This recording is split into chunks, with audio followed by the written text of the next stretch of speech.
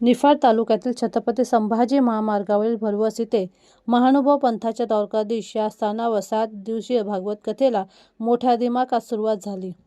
मयंकराज बाबा पंजाबी भरवस यांच्या मार्गदर्शनाखाली महंत चिरडे बाबा यांचे 7 दिवसीय संगीतमय श्रीकृष्णाच्या लीलावर भागवत कथा होणार आहे.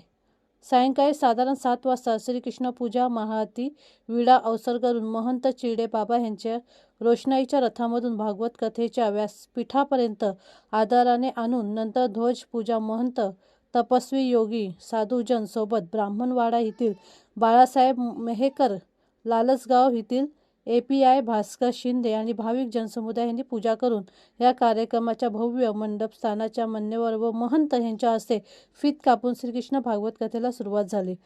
भगवत कथेनंतर हजारो भाविक व श्रोत्यांनी महाप्रसादाचा लाभ घेतला. महाराष्ट्र 24 तास न्यूज चॅनलचे विशेष प्रतिनिधी सुनील क्षीरसागर विंचूर.